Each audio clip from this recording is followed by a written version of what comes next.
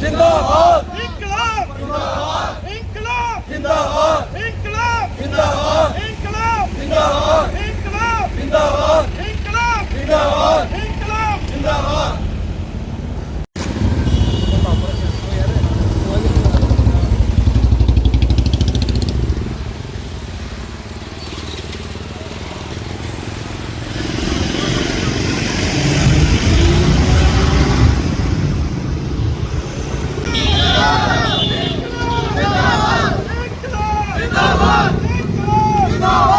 भारत माता की भारत माता की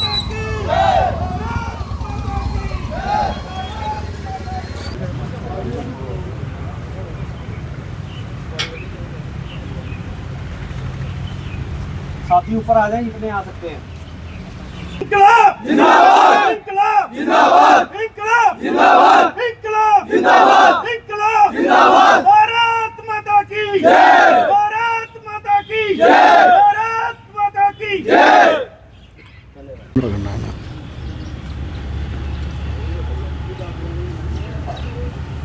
जो दिखाया है शहीदों ने, क्योंकि बार बार पैदा भगत सिंह राजगुरु नहीं होते, खुद को रोज़ जलाना पड़ता है दिए की तरह।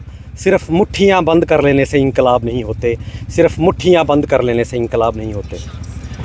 शहीद आज़म सरदार भगत सिंह जी, राजगुरु जी और सुखदेव जी के शहीदी दिवस को मुख्य रखते हुए, अपने महान शहीदों के परम बलिदान को नमन करते हुए, श्रद्धांजलि अर्पित करते हुए एसएसएफ की टीम ने आज एक इंकलाब रैली का आयोजन किया।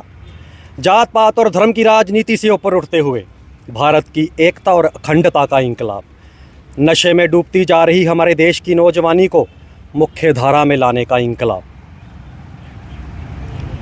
हमारे देश के जब भी हमारे देश के लोग धर्म और जात पात की राजनीति में बंटते जाते हैं, ज़रूर हमारे इन शहीदों को बहुत ही ज़्यादा इस चीज़ का अफसोस होता होगा। शहीदों ने इंकलाब और ज़िंदाबाद के नारे को बुलंद किया था। वह ज़रूर आज हमसे एक सवाल पूछ रहे होंगे, वह ज़रूर हमसे पूछ रहे होंगे कि क्या जिस इंकलाब को हमने बुलंद किया था हम उसको कायम कर पाए। जिस भारत का सपना हमारे महान शहीदों ने अपने प्राणों की आहुति देकर देखा था, क्या हम उस भारत का निर्माण कर पाए? शायद नहीं, कहीं ना कहीं हमसे चूक हुई, हम नाकामयाब रहे।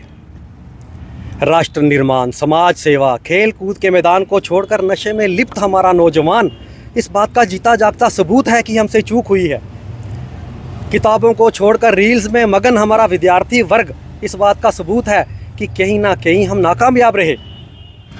एकता में ही अखंडता के पाठ को भूलकर धर्म के नाम पर बटा हुआ हमारा समाज इस बात का सबूत है कि हम नाकामयाब रहे, हमसे चूक हुई है।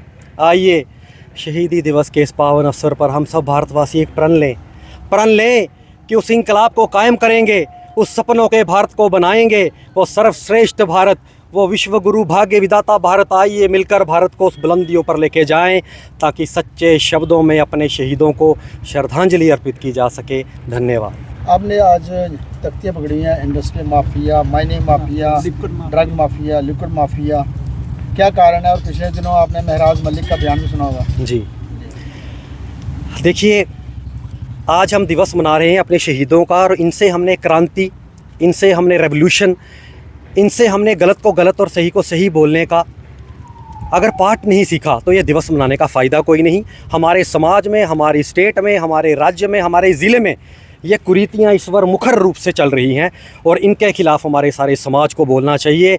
Liquor mafia, drug mafia, industrial pollution mafia, mining mafia, illegal mining mafia, ये मुखर पे है और मैं चाहता हूँ हमारा सारा समाज इसके खिलाफ़ एक क्रांति छेड़े, एक रेवोल्यूशन लाए। दूसरी बात आपने की महराज मलिक के बयान की, मैंने महराज मलिक के बयान को ध्यानपूर्वक सुना। शराब पीना ना पीना ये सबकी एक निजी राय है, किसी भी धर्म पे टिप्पणी करना बहुत गलत बात है, मैं उसकी निंदा करता हूँ। लेकिन मैंने महराज मलिक के बयान में ये भी सुना जब महराज मलिक ने बोला कि मंदिरों के शहर में शराब की दुकानें खोली किसने और क्यों। इसमें तो वो मंदिरों के शहर की पवित्रता की बात करते हुए, पैरवी करते हुए दिखाई दिए। मैंने ये भी सुना कि महराज मलिक ने बोला जब मंदिरों के शहर में शराब के ठेके खोले जा रहे थे, माताओं बहनों पे लाठीचार्ज किसने किया। इस बयान में तो वो माताओं बहनों की सुरक्षा की पैरवी करते दिखाई दिए। मैंने ये भी सुना जब महराज मलिक ने बोला जब दुकानें 200 थी, ठेके 200 थे, तब रेवेन्यू ज़्यादा था, अब ठेके 300 हैं तो रेवेन्यू कम क्यों? इसमें तो वो जम्मू कश्मीर सरकार के सरकारी ख़जाने की पैरवी करते हुए दिखाई दिए। मैंने महराज मलिक के पॉइंट ऑफ व्यू को समझा, मैंने महराज मलिक के जो वो मैसेज कन्वे करना चाहते थे उसको समझा, और वो भी समझना बहुत ज़रूरी है। मेरी सारे राजनीतिक दलों से, सभी राजनीतिक दलों से, कोई दूध का दूल्हा नहीं है यहाँ पे, सभी से हाथ जोड़ के विनती है, चाहे कोई भी राजनीतिक दल हो। भारत ने 1975 में इमरजेंसी भी देखी जहाँ लोगों के हितों का हनन हुआ। भारत ने 84 में सिखों का कत्लेआम भी देखा। भारत ने 89 में हमारे कश्मीरी पंडित भाइयों का कत्लेआम नरसंहार भी देखा। इसलिए कोई राजनीतिक दल दूध का दूल्हा नहीं। मेरी सभी राजनीतिक दलों से ये विनती है, धर्म एक आस्था का विषय है। धर्म के लिए, अपनी राजनीति के लिए धर्म का फ़ायदा उठाना बंद कर दीजिए। अभी मैंने अपनी तकरीर में यह बयान दिया कि हमारे देश के नौजवान नशे में लिप्त हैं। कोई झूठ बोले तो उसको मुजरिम करार कर दिया जाता है, कोई सच बोलेगा, कोई एकता की बात करेगा उसको मुजरिम करार कर देंगे। क्या मैं मुजरिम कहलाऊँगा? क्या मैं मुजरिम कहलाऊँगा? और क्या होगा इल्ज़ाम अगर मैं हरे से हिंदू लिख दूँ, भगवे से इस्लाम? अगर मैं कह दूँ सभी एक हैं, राम वाहिगुरु नबी एक हैं, पानी एक है, हवा एक है, अरे बीमार पड़ो तो दवा एक है, पानी एक है, हवा एक है, बीमार पड़ो तो दवा एक है, खून सभी का अलग है शायद, बूंद बूंद में फ़र्क है शायद। अरे अलग होता तो वो अलग रंग देता, रंग एक है ऐसे कैसे? अलग होता तो वो अलग रंग देता, रंग एक है ऐसे कैसे? खून बहाना अगर बुरी बात है तो दंगा नेक है ऐसे कैसे? गौर कीजिएगा इस पे। धन्यवाद।